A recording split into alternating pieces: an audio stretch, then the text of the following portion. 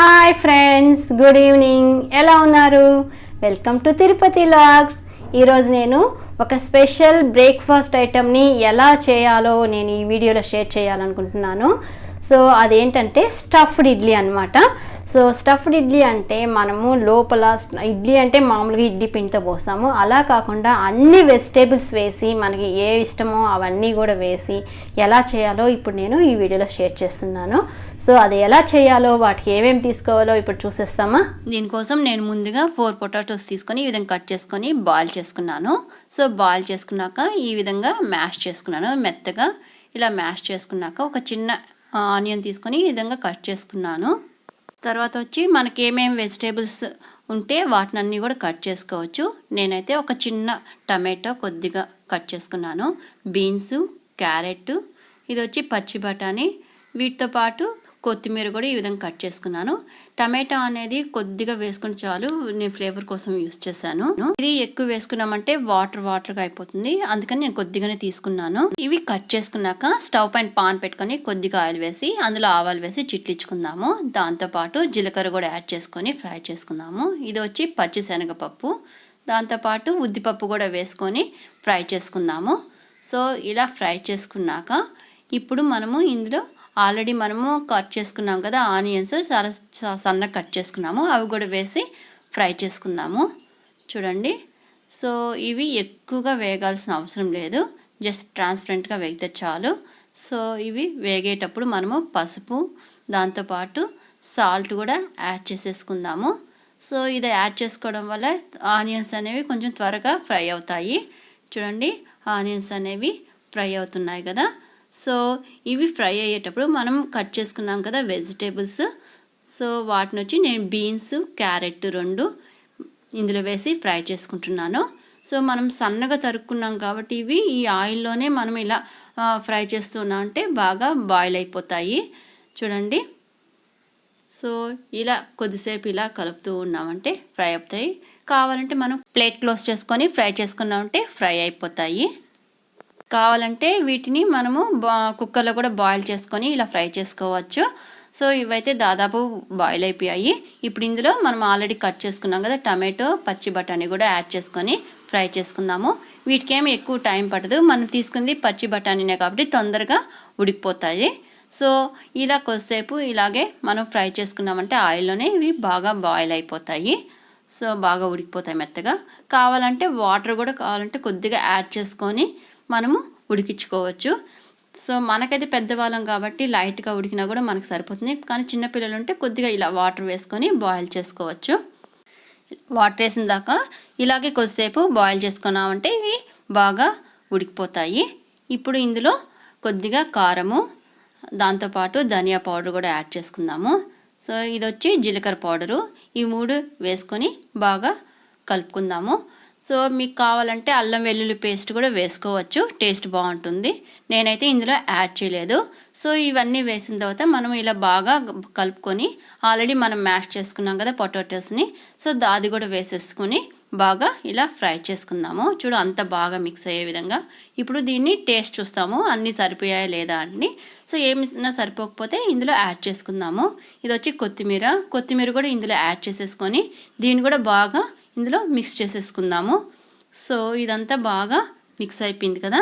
ఇప్పుడు stove off చేసుకొని దీన్ని మనము కూల్ చేసుకుందాము.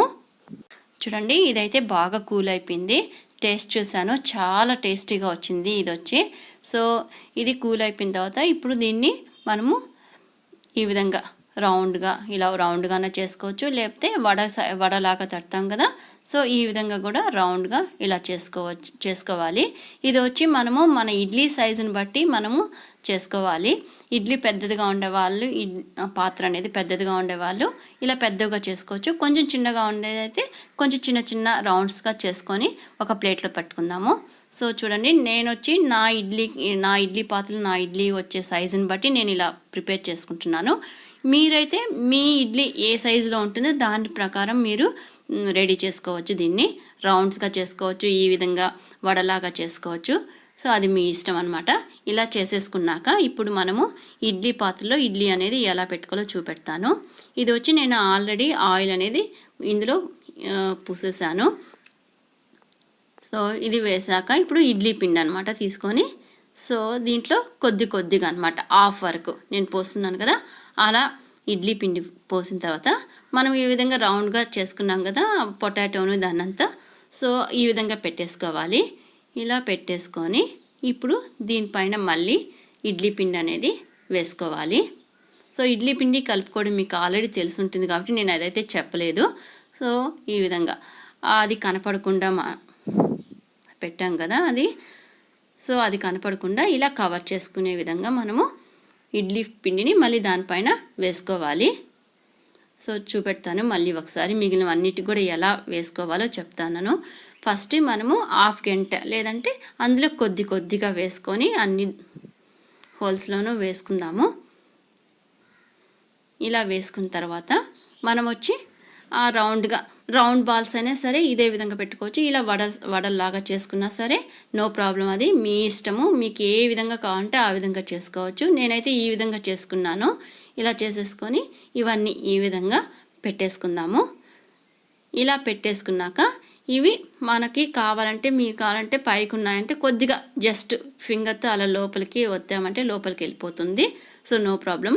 తర్వాత వచ్చి మళ్ళీ పిండి అంతా కూడా దీన్ని కవర్ చేసే విధంగా, కొంచెం కూడా కనపడకుండా కవర్ చేసే విధంగా బాగా ఈ విధంగా క్లోజ్ చేసేసుకుందాము. ఇలా అన్నిటికీ ఇలా క్లోజ్ చేసేసుకొని మనం దీన్ని బాయిల్ చేసుకుందాము. ఒకవేళ మీకు ఎక్కడైనా సరే గ్యాప్ కనబడుతూ ఉంది, లోపల పెట్టిన స్టఫ్ అనేది కనబడుతుంది అంటే మనం కొద్దిగా అలా ట్యాప్ చేసామంటే కవర్ అయిపోతుంది. తర్వాత వచ్చి దీన్ని ఇడ్లీ పాత్రలో పెట్టుకొని బాయిల్ చేసుకుందాము. సో ఇడ్లీ అయితే బాయిల్ అయిపోయింది ఒక 15 మినిట్స్ తర్వాత. సో ఇడ్లీ రెడీ అయిపోయింది. ఇప్పుడు ఒక చిన్న గిన్నెలో వాటర్ తీసుకొని ఇలా ఇడ్లీ పాత్ర పక్కకు తీసేసుకొని వాటర్ ఈ విధంగా చల్లి ఇలా స్పూన్తో ఇలా తీసేసుకుందాము ఇడ్లీలన్నీ. చూడండి ఇడ్లీ అయితే చాలా మెత్తగా వచ్చింది, చాలా సాఫ్ట్గా కూడా ఉంది. ఎక్కడ కానీ మనం లోపల పెట్టాం కదా స్టఫ్డ్ అనేది ఏం కానీ బయటకు కనపడలేదు, వెజిటేబుల్స్ కానీ పొటాటో కానీ ఏది కానీ. సో ఆ విధంగా ఉంటుంది. సో అన్ని ఇడ్లీలు మనం తీసేసుకుందాము. ఇవన్నీ తీసేసుకొని ఒక ప్లేట్లో పెట్టుకున్నాను. చూడండి ఇలా పెట్టుకున్నాను. ఒకసారి ఇడ్లీ లోపల ఎలా వచ్చింది ఏంటి అనేది ఒకసారి చూపెడతాను. చూడండి ఒక ఇడ్లీ తీసుకున్నాను, ఇలా ఓపెన్ చేస్తున్నాను చూడండి. సో ఓపెన్ చేయగానే చూడండి ఇందులో పెట్టిన మసాలా ఎంత బాగుందో, చూడడానికి చాలా బాగుంది. సో టేస్ట్ కూడా అదే విధంగా ఉంటుంది. ఎంత టేస్టీగా ఉంటుందంటే అంత టేస్టీగా ఉంటుంది. ఇది మనము సాంబార్తో అయినా తినచ్చు, లేదా చట్నీతో అయినా తినచ్చు, లేదా కొబ్బరి చట్నీ ఉంటుంది కదా, కొబ్బరి చట్నీకి ఏ కాంబినేషన్ అయినా చాలా టేస్టీగా ఉంటుంది. ఇది నేనైతే ఈరోజు ఈ ఇడ్లీకి సాంబార్ రెడీ చేశాను. సాంబార్ కూడా చాలా బాగుంది అసలు ఇది. సో మనము ఇడ్లీ అనేది రొటీన్గా కాకుండా ఇలా డిఫరెంట్గా చేసామంటే పిల్లలు కూడా చాలా ఇష్టంగా తింటారు. వాళ్ళకైతే ఇది ఫేవరెట్. మా పిల్లలు ఇద్దరు అయితే చాలా ఇష్టంగా తిన్నారు. సో చాలా బాగుంటుంది. సో ఫ్రెండ్స్ చూసారు కదా స్టఫ్డ్ ఇడ్లీ ఎలా ప్రిపేర్ చేసుకోవాలో, సో ఎంత ఈజీగా చేసుకోవచ్చు. సో దీనివల్ల మనకి ఏమేమి యూజెస్ ఉన్నాయి ఏంటి అనేది చూసారు కదా. సో చాలా ఈజీగా కూడా చేసుకోవచ్చు, పిల్లలకి హెల్తీ కూడా. సో వెజిటేబుల్స్ అనేవి తినకుండా ఉన్న పిల్లలకైతే ఇది చాలా చాలా యూస్ఫుల్ అనమాట.